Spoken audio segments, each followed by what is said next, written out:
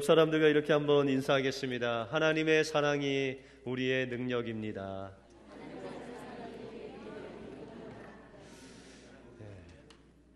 오늘도 하나님의 사랑으로 능력 삼아 승리하시는 여러분들의 삶이 되시길 바랍니다. 여수와 순천 사이에 있는 나병 환자 수용소인 예양원에 어느 목사님이 사경회를 인도하러 갔다고 합니다. 예배 10분 전에 강대상에 올라가 보니 사랑의 원자탄의 주인공 손양원 목사님께서 섬기시던 교회라 그런지 어떤 사람은 찬양하고, 어떤 사람은 말씀을 묵상하고, 어떤 사람은 기도를 하면서 주님의 임재를 구하는 그 열심이 어느 교회보다 더 뛰어난 것을 보게 되었습니다. 그런데 회중석 맨 앞자리에 어떤 청년이 앉아 있는데 그 청년 하나만 얼굴을 성경에 푹 파묻힌 채 내내 잠만 자는 것 같았습니다.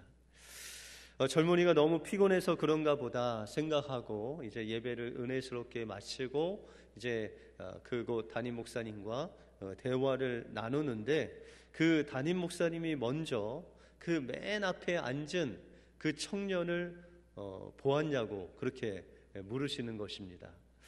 그래서 그 강사 목사님이 그 청년이 너무 피곤해서 좀 쉬는 것을 내가 보았다라고 그렇게 이야기를 했습니다. 그랬더니 담임 목사님이 빙그레 웃으시면서 그 청년에 대해서 이제 그 청년의 살아온 삶에 대해서 잠깐 이야기하시는 것이었습니다. 원래 그 청년은 독실한 기독교 가정에서 자란 청년이었는데 그가 대학교를 가서 이제 친구를 잘못 만나고 여기저기 세상을 기웃거리고 또 집도 가출하고 그러다가 그만 나병에 걸려서 이곳에 내려왔다는 것입니다. 그는 이 나병이 아주 급성으로 와서 갑자기 눈이 멀고 또한 손이 문드러져서 그렇게 엄청난 연약한 가운데 예수님을 영접했다는 것입니다. 그런데 그의 가장 큰 기도 제목이 하나 있는데 그것이 바로 옛날에 어머님이 읽어주셨던 그 성경책을 스스로 읽는 것이 자신의 기도 제목 넘버 원이었다는 것입니다. 그런데 성경을 읽으려면 눈이 있어야 되고 눈이 안 보이면 손이라도 있어서 그 점자를 읽어야 되는데 그 손도 다 뭉그러져서 감각이 없게 되었다는 것입니다. 그래서 그는 입술로 그 성경책을, 점자 성경책을 읽는 법을 배워서 때로는 윗입술로 그 성경을 읽고 또한 그 윗입술이 벗겨지면 아랫입술로 읽고 그 아래 입술마저 벗겨지면 혀끝으로 그 점자 성경책을 읽어서 그 성경책이 아예 피로 얼룩져 있다고 그 목사님은 이야기했습니다. 그날도 예배 때 그가 성경에 머리를 숙이고 있었던 것은 피곤해서 잔 것이 아니라 그의 입술로 그 성경책을 하나하나 읽고 있었다라고 그런 간증을 했습니다. 한때 세상에 빠져 수많은 죄 가운데 살면서 예수님을 믿고 변화된 한 청년이 그 어머니가 읽어주셨던 그 성경 한 말씀 한 말씀을 스스로 읽기 위해서 정말 주님을 사랑함으로 그 입술로 읽었던 그 성경을 읽는 그 청년이야말로 누구보다도 그 하나님의 말씀과 또한 하나님을 사랑하는 하나님의 계명을 지키는 자의 모습이다 말할 수 있겠습니다. 오늘 본문을 통해서 하나님의 계명을 지키는 삶이 무엇이고 우리는 어떻게 사는 삶이 하나님의 계명을 지키는 삶인가를 오늘 본문을 통해서 살펴보겠습니다. 먼저 하나님의 계명을 지키는 자는 죄를 짓지 않기를 사모하는 자의 삶이다라고 말씀드릴 수 있습니다. 하나님은 오늘 우리에게 주신 이 말씀의 목적, 다시 말해서 이 요한 1서를 우리에게 쓴 목적이 바로 우리가 죄를 짓지 않게 하기 위함이다라고 말씀하고 있습니다. 우리가 1절에 보시면 나의 자녀들아 내가 이것을 너희에게 쓰면 너희로 죄를 범치 않게 하려 함이라 라고 말씀하고 있습니다. 예수 그리스도께서 우리를 죄를 짓게 하지 않기 위해서 우리의 모든 죄악을 다 십자가에서 피 흘리심으로 그 죄를 대속하셨다는 것입니다. 다시 말해서 예수님께서 우리 인류의 모든 죄악을 사하신 것은 우리의 죄악뿐만 아니라 아담의 죄로부터 시작하여 또한 우리가 지을 그 모든 죄, 주님이 오시는 그날까지 인류가 지을 그 모든 죄악을 그 십자가에서 다 용서해 주셨다는 것입니다. 우리가 지은 그 과거의 죄, 현재의 죄, 미래의 죄까지 하나님께서 그 모든 죄를 예수님의 십자가의 보혈로 용서해 주셨다는 것입니다. 그래서 어떤 사람들은 이야기하기를 예수님을 믿고 하나님의 자녀가 되면 아무리 죄를 지어도 주님께서 용서하기 때문에 그 죄를 얼마든지 지을 수 있다라고 오해를 하시는 분이 있습니다. 우리가 예수 그리스도를 믿고 어떤 죄를 짓고 다녀도 주님께서 우리를 구원하십니까? 주님께서는 우리가 예수 그리스도를 믿고 나서 죄를 지은 것에 대해서 오늘 말씀하시면서 우리가 죄를 범하지 않게 하기 위해서 주님께서 십자가에서 죽으셨다라고 말씀하고 있습니다. 여러분들, 저도 한참 전에 그 서커스 하는 것을 이제 TV로 본 적이 있어요. 근데 여러분들 이렇게 그네를 두 사람이 타고 다니면서 아니면 뭐 세 사람, 네 사람 타고 다니면서 그 공중에서 막 돌면서 옮기고 그런 거 보셨어요? 네, 너무 오래되셔서 기억이 안 나시죠? 그런데 그 그네 타면서 막 사람들이 공중 공예를 하면서 막 손을 잡고 이렇게 옮겨 타는데 그 사람들이 그 잘못해서 떨어지면 어떻게 될까요? 예? 죽어요? 예. 그러면 목숨 걸고 이제 그거 하는 거네요. 그죠? 그런데 여러분들 자세히 보면 가끔 그분들이 실수할 때가 있어요. 실수를 해서 보면은 그 밑에 안전 그물망이 쫙 있어요. 그래서 그들이 떨어져도 죽지 않습니다. 여러분들, 우리가 예수 믿고 죄를 범치 않는다는 그런 말은 우리가 이 위에서 서커스를 하면서 이렇게 인생을 살면서 가끔은 떨어질 수 있습니다. 그런데 그냥 일부러 떨어지시는 분은 없죠. 그리고 떨어져서 올라가지 않는 사람도 없죠. 마찬가지로 하나님께서는 예수님을 통해서 우리가 죄를 짓다 할지라도 그것을 구원할 수 있는 안전망을 주님의 십자가의 보혈로 만들어 놓으셨어요. 그런데 우리가 살아야 될 것은 그 안전망이 있으면 오히려 우리가 더 떨어지지 않고 우리의 인생을 열심히 살 수 있도록 하나님께서 그 그물망을 우리에게 예비해 주셨다는 것입니다. 그리고 하나님께서 원하시는 삶은 그 우리의 삶 속에서 하나님을 사랑함으로 죄를 짓지 않고 살 수 있는 그 삶을 하나님께서는 원하신다는 것입니다. 다시 말해서 우리가 예수 그리스도를 믿고 주님의 그 사랑이 들어오면, 우리 안에 주님의 사랑이 들어오면 우리의 마음의 갈급함이 뭐냐면 내가 주님을 사랑함으로 죄를 짓지 않고 거짓말하지 않고 남을 사랑하며 살겠다는 그 간절한 마음이 우리의 마음 속에 생긴다는 것입니다. 그래서 어떤 죄를 지려고 하다가도 주님의 그 사랑이 기억나서 그 죄를 범하지 않도록 그렇게 사는 모습이 바로 우리 믿는 자들의 모습이라는 것입니다. 여러분들, 제자 중에 베드로가 있습니다. 여러분들, 베드로가 예수님을 사랑했을까요? 안 사랑했을까요? 베드로는 자기 딴에는 예수님을 정말 끔찍히 사랑했어요.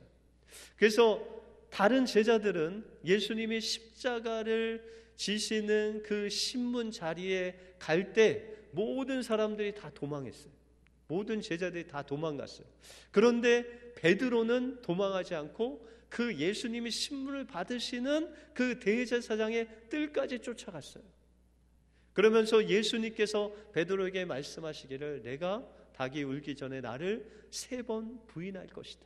나를 떠날 것이다 라고 말씀하셨지만 이 베드로는 내가 죽을지언정 예수님을 떠나지 않겠다고 확신하며 자신의 그 마음, 다시 말해서 예수님을 향한 그 사랑의 마음을 예수님께 이야기합니다.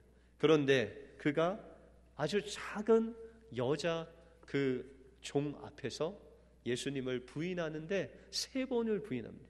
저주하고 맹세하며 예수님을 부인합니다. 그리고 나서 예수님이 죽고 부활하신 후에 베드로를 찾아오셔서 물으십니다. 내가 나를 사랑하느냐?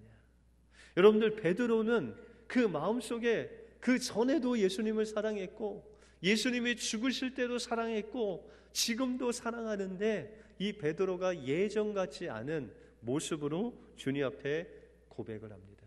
주님, 제가 주님을 사랑하는 것 주님이 아십니다. 내가 주님을 정말 사랑하는데 내가 주님을 사랑한다고 고백할 수가 없습니다. 왜냐하면 저는 사랑의 실패자이기 때문입니다. 그러나 예수님께서 저에게 그 사랑으로 주님을 사랑할 수 있는 능력을 주시면 제가 주님을 사랑할 수 있습니다 라고 고백하고 있는 것입니다. 여러분들, 베드로가 예수님이 죽으시기 전하고 지금하고 어떤 부분이 바뀌었습니까?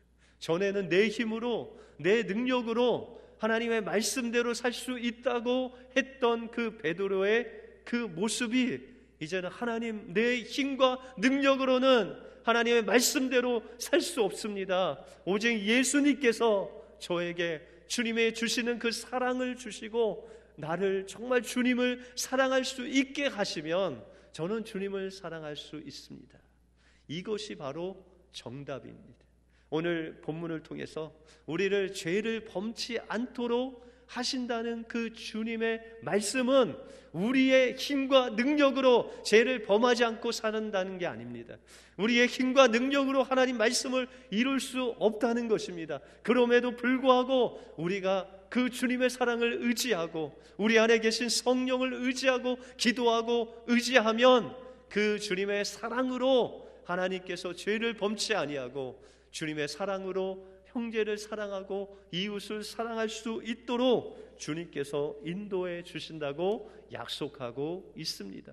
그러므로 우리의 삶 속에서 죄에 대해서 우리가 어떤 자세로 살아야 되냐면 나의 힘으로 나의 능력으로 죄를 짓지 않겠다라는 것이 아니라 나는 부족하고 나는 연약하고 나는 할 수 없지만 하나님께서 그 죄를 짓는 그 순간에 나를 도와주시면 그 사모하는 마음 가지고 그 죄에 대하면 주님께서는 그 하나님의 능력으로 함께하여 주셔서 그를 죄를 짓지 않을 수 있도록 우리를 인도해 주신다고 말씀해 주시고 있습니다.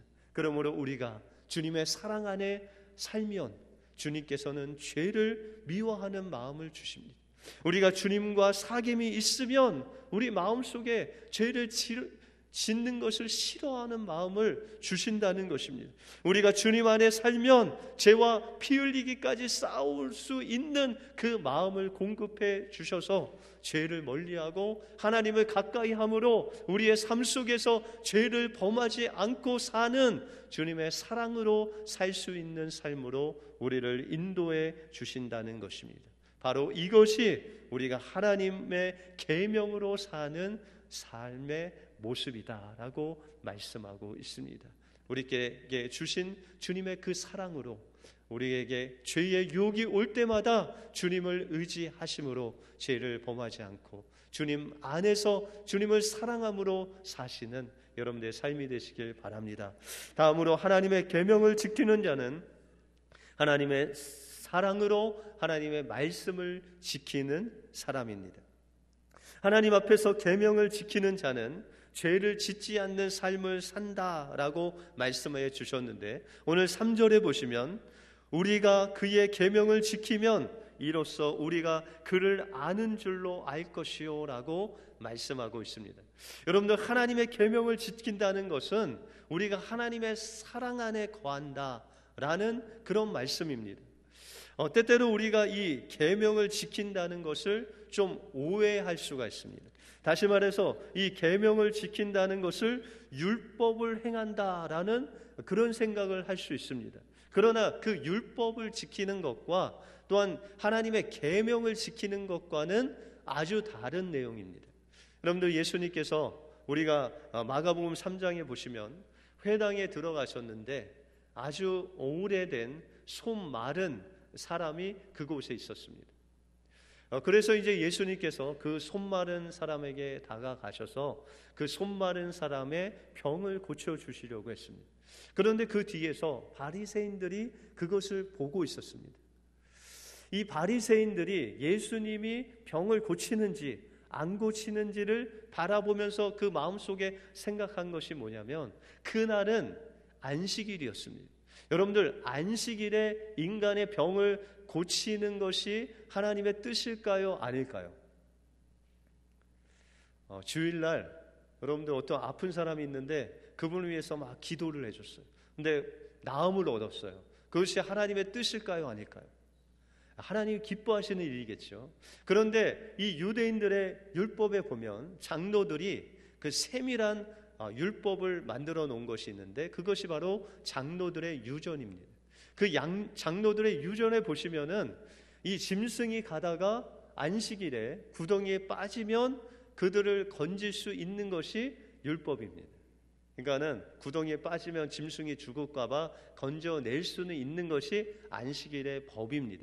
그런데 안식일에 사람이 어떤 일을 하거나 움직이는 그런 행동을 하면 그것은 안식일을 범하는 것이었습니다. 그래서 예수님께서 이 손 마른 사람에게 손을 대시고 또한 그를 일으켜 주시고 그가 앉았다가 일어섰다 뭐 이런 일들을 하는 것이 그들이 볼 때는 안식일을 범하는 일이었어요. 그런데 예수님께서는 어떻게 하셨냐면, 그들이 그 안식일을 범한다라고 정죄하는 것을 아시면서도 그에게 손을 대시고 그의 병을 고쳐주시는 그 예수님의 모습을 우리가 볼 수 있습니다. 여러분들, 원래 안식일이라는 것은 하나님께서 우리 인간에게 하나님의 그 생명을 충분히 누리기 위해서 우리에게 주신 법이 바로 안식일 법입니다. 그리고 여러분들, 율법의 가장 핵심이 십계명이죠. 근데 그 십계명을 주신 이유는 두 가지입니다. 하나는 1계명부터 4계명까지 하나님을 사랑하고 5계명부터 10계명까지 이웃을 사랑하는 것입니다. 다시 말해서 이 율법을 통해서 하나님의 사랑을 사람들에게 공급하고 이 사람들을 살리기 위해서 주신 법이, 그 율법이 바로 하나님께서 주신 십계명이었다는 것입니다. 그런데 이 바리새인들은 그 하나님의 율법을 사람을 살리고 사람을 사랑하는 데 쓴 것이 아니라 사람들을 정죄하고 사람들을 비판하고 사람들의 잣대로 그 사람들을 판단하기 위해서 그 율법을 썼다는 것입니다. 여러분들, 이 바리새인들이 율법을 지키는 자였을까요? 아니면 예수님이 정말 율법을 지키는 자였습니까? 바로 예수님이 그 한 영혼을 안타깝게 여기는 마음으로, 그 사랑으로 그를 대한 것이 바로 안식일을 지키는 하나님이 원하시는 자의 삶이었다라는 것입니다. 그러므로 때때로 우리가 교회 생활을 할 때 이런 계명을 지킨다라는 명목하에 사람들을 판단할 때가 있어요. 어떤 목사님이 어렸을 때 그 목사님의 아버님이 목사님이시기 때문에 그는 교회에 안 갈 수가 없었다고 합니다. 그런데 그 목사님이 교회 갈 때마다 그 마음속에 어떤 마음이 들었냐면, 교회는 참 무서운 곳이다 라는 그런 마음을 가지고 교회에 가셨대요. 왜 그랬냐면, 그 교회만 가면 어르신들이 이거 하면 안 된다, 너 주일날 어디 가면 안 된다. 뭐 앞에서 그 아이들이 나와서 율동을 하는데 어떻게 거룩한 하나님의 강대상 위에서 춤을 추냐고 막 혼을 내시던 그런 생각이 있어서 그 목사님은 마음에 교회를 생각하면 무섭다라는 그런 생각이 드셨대요. 여러분들 주일날 요새 식당 가서 식사 안 하시는 분 계세요? 식사 다 하시죠? 여러분들 예전에 그렇게 아주 엄격하게 얘기했던 그런 것들 요즘 여러분들 생각하면 다 하시죠? 여러분들 그런데 여러분들 그 계명 어떤 사람들에게 안 된다 하는 그 계명만 가지고 사람들 판단하면 거기에는 하나님의 생명이 없다는 거예요. 그런데 아이들이 이곳에 이제 와서 뭐 워십도 하고 뭐 댄스도 하는데 목사님 이 강대상이 좀 불편하니까 좀 치워달라고 하면 치워줘야 될까요? 안 치워줘야 될까요? 여러분들 그 대답을 하시기 전에 한번 그 아이들 위해서 한번 기도를 해보세요. 하나님, 저들이 정말 주님을 즐겁게 찬양하기 위해서 이 앞에서 찬양을 하려고 하는데 강대상을 치워줘야 됩니까? 안 치워줍니까? 기도하시면요 하나님이 치워주거라 라고 말씀하실 것입니다. 여러분들 그 계명을 지킨다는 것은 우선적으로 하나님의 사랑이 우리 안에 있어요. 하나님의 사랑을 가지고 그 계명을 지키려고 하면 그 계명이 어떤 계명이든지 정말 저 사람은 정말 용서할 수가 없어 라는 그런 사람이 있을지라도 예수님이 십자가에서 나를 살리시기 위해서 죽기까지 그 피를 흘리신 것 생각하면 그 정도는 우리가 용서할 수 있는 힘이 바로 하나님의 사랑으로부터 우리에게 공급된다는 것입니다. 그래서 예수님께서 이 율법을 진정으로 지키는 것에 대한 말씀을 하신 적이 있습니다. 여러분들 요한복음 8장에 보시면 간음한 여인이 나옵니다. 간음한 여인이 이 성전에 예수님이 들어가셨는데 그곳에 사람들이 이 간음한 여인을 끌고 왔어요. 여러분들 간음하려면 남자와 여자가 있어야 되는데 여자만 끌고 왔어요. 왜냐하면 예수님을 시험하기 위해서 끌고 온 거예요.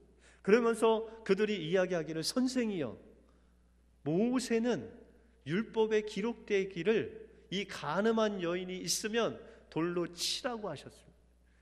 예수님은 어떻게 하실 것입니다 라고 그렇게 시험을 합니다. 그 예수님께서 그 여인을 바라보시고 모든 사람을 바라보시면서 몸을 굽혀서 그 바닥에 손으로 무엇인가를 쓰신 후에 그들에게 말씀하시기를 너희가 죄 없는 자가 이 여인을 먼저 돌로 치라라고 그렇게 말씀하십니다. 그때 그 모인 사람들 중에 어른부터 어린아이까지 그 말씀을 듣고 마음에 찔려서 한 사람씩 돌아가게 됩니다. 여러분들 죄가 없는 사람이 없겠습니까? 어디 있겠습니까? 그러나 주님께서 그 간음한 여인의 죄가 있을지라도 그 여인을 사랑하는 마음으로 그를 용서해 주시는 주님의 사랑을 베풀어 주신 것입니다. 그리고 나서 예수님께서 그 여자에게 말하기를 여자여 너를 고소한 사람이 어디 있느냐라고 말씀하시면서 나도 너를 정죄하지 않겠다. 이 말씀은 바로 주님의 사랑으로 내가 너를 용서해 주겠다라고 말씀하신 것입니다. 그런데 여기서 멈추지 아니하시고 주님이 말씀하시기를 내가 가서 다시는 이런 죄를 범하지 말라라고 말씀하십니다. 여러분들 사랑이 먼저입니까? 계명이 먼저입니까? 주님의 사랑이 먼저. 주님의 사랑으로 십자가에서 우리의 모든 죄악을 용서받는 그 용서함을 받았기 때문에 그 주님을 사랑함으로 내가 하나님의 계명을 지키는 것입니다. 주님께서 우리가 서로 사랑하라 하셨는데 주님께서 우리를 먼저 사랑하셨기 때문에 그 사랑으로 형제를 사랑할 수 있는 겁니다. 주님께서 우리를 먼저 용서하셨기 때문에 우리가 그 이웃을 용서할 수 있는 것입니다.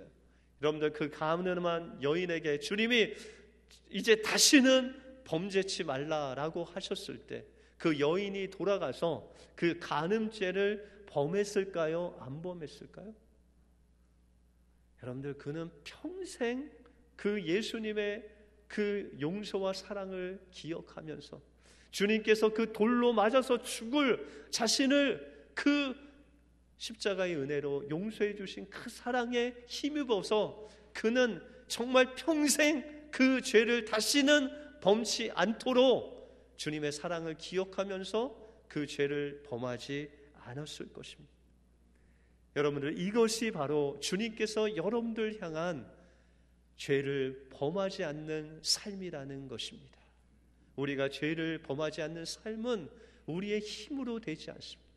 주님의 사랑으로 우리 안에 오신 그 성령의 도우심으로 우리가 죄를 짓지 않고 날마다 살 수 있다는 것입니다.